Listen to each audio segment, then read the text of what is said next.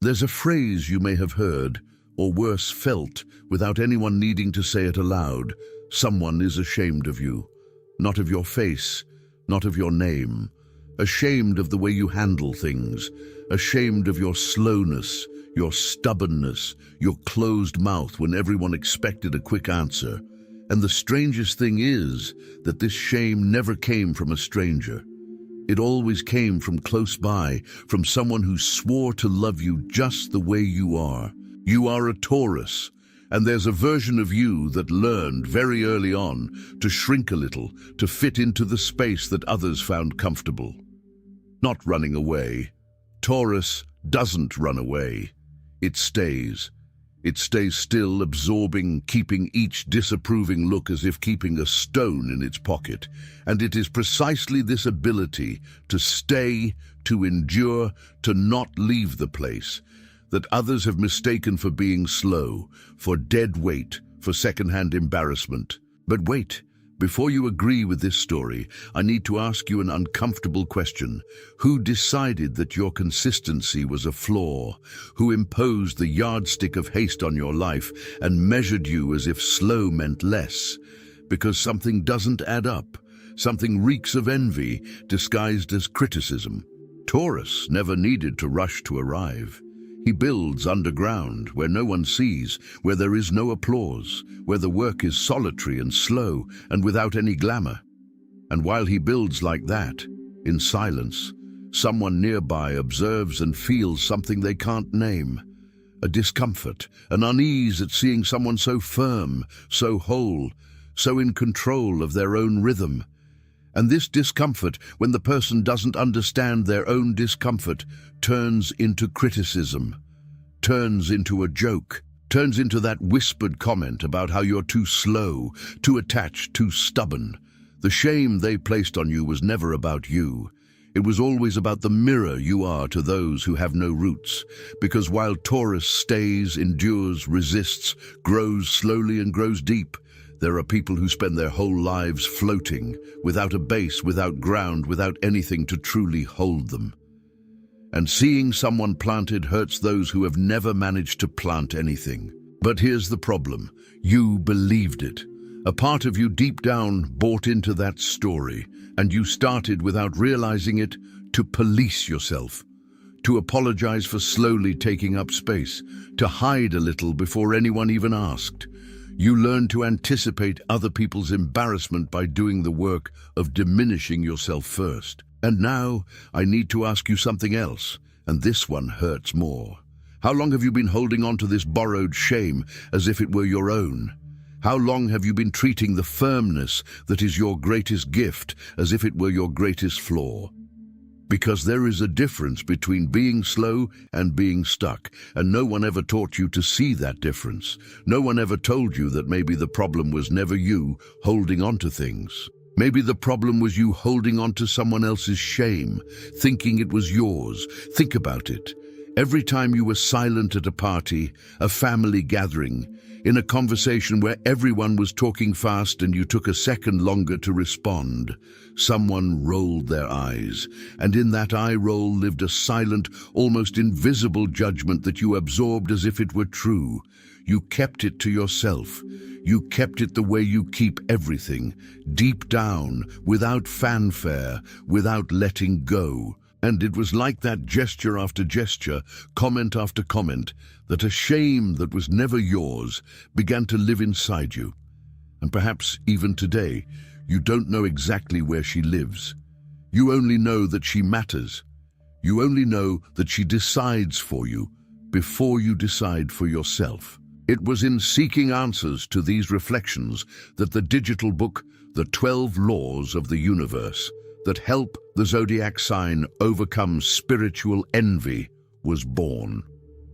More than just a simple read, it brings together teachings, interpretations, and exercises to help you understand patterns, develop a more conscious attitude, and cultivate a stronger mindset in the face of difficulties. Many people have already begun this journey of self-discovery and found a new way to look at their challenges. Now it's your turn. Access to the digital book is available in the first pinned comment.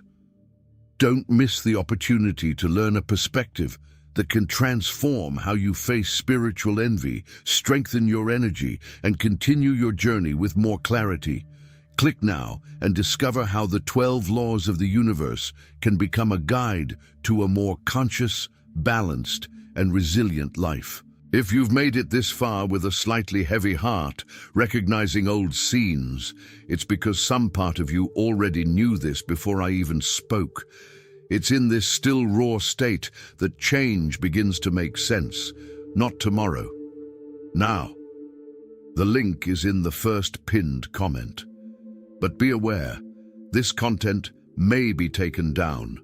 Click now and download your copy.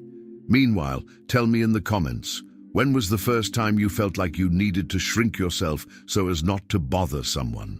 Now come back with me to that scene. The child who learned to shrink, because there's a part of that story that no one has told you until now, and it's that part that changes everything. Taurus doesn't harbor shame out of weakness. Taurus harbors it because it was taught from a very young age that the body is the only safe place, that if it doesn't hold on to that inside, no one else will, and that's where the sign's most silent and misunderstood mechanism is born. Stubbornness isn't a tantrum, it's protection. It's the last wall of someone who has already been invaded too much by opinions, comparisons, and jokes, disguised as playful banter among relatives. Every "it doesn't change, that's just how it is" you've ever said about yourself wasn't complacency.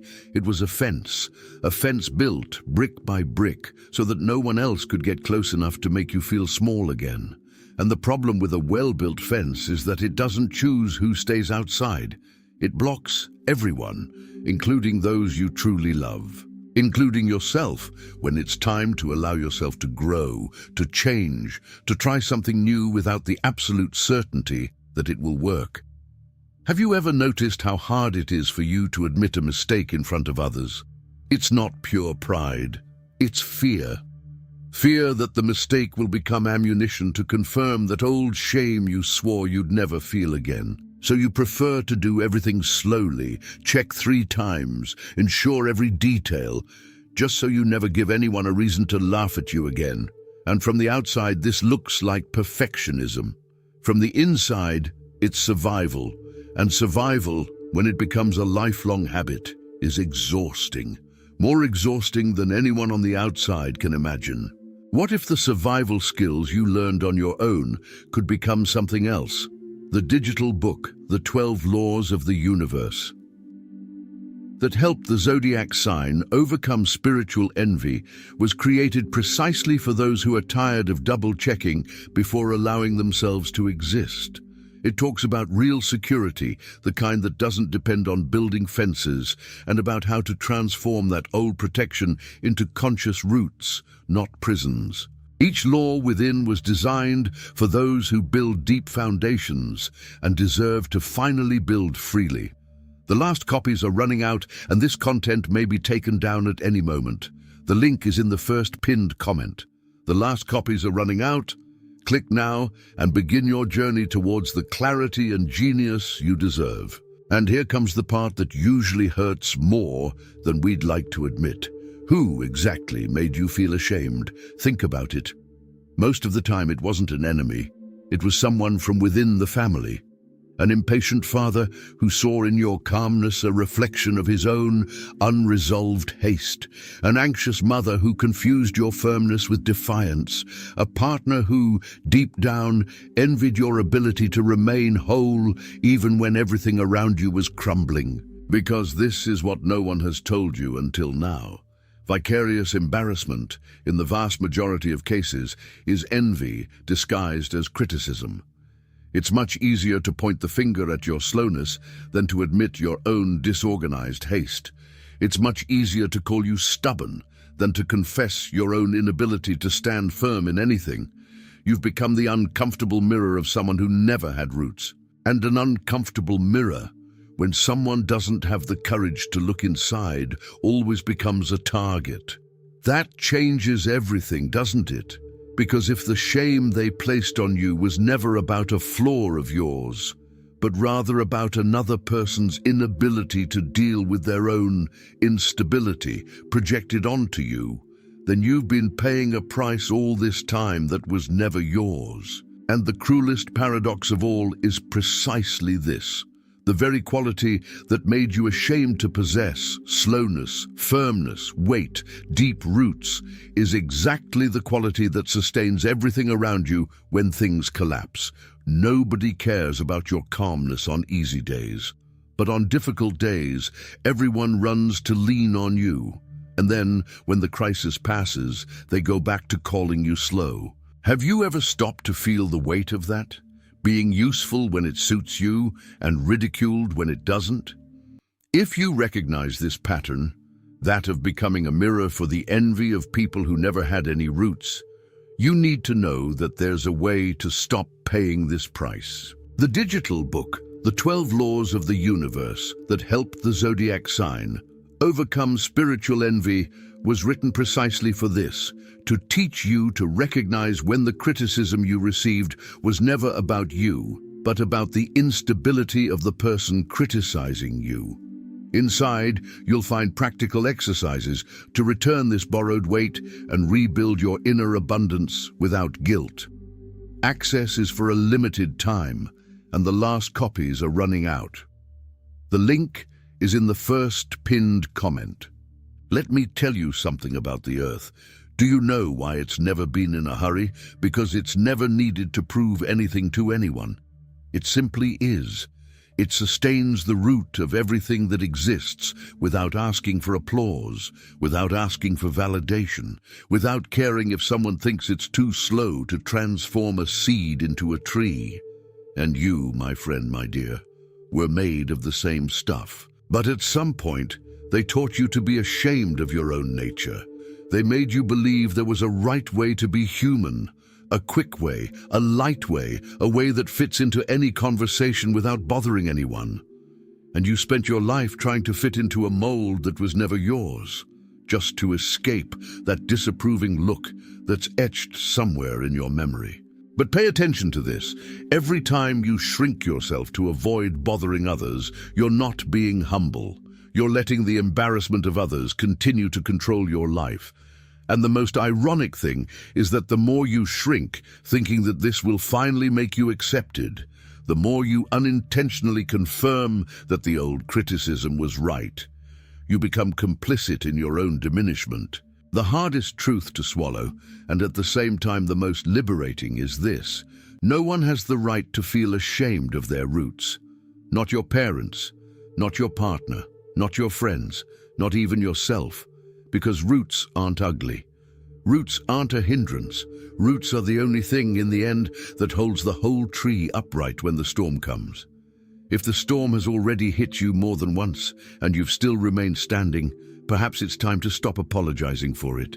Stopping the constant apology for your own shortcomings doesn't happen on its own. It's a conscious process. And that's exactly what the digital book, The 12 Laws of the Universe That Help the Zodiac Sign Overcome Spiritual Envy, will help you build. It brings together teachings, interpretations, and exercises designed for those who, like you, learn to diminish themselves to survive the gazes they never deserved to bear, and now want to learn to stand tall without apologizing for it. It's a chance to transform the storm you've weathered into a conscious root, not a recurring wound. This content is available for a limited time. The link is in the first pinned comment. I want to show you something you may never have noticed about yourself. Pay attention the next time someone tries to rush you, to poke you, to make you feel like you're too slow for this world. Pay attention to your body. It won't fight back with shouting. It will do what it always does. It will stiffen. It will clench its jaw, cross its arms, and harden its expression. And from within, an old, almost automatic voice will whisper the same old phrase.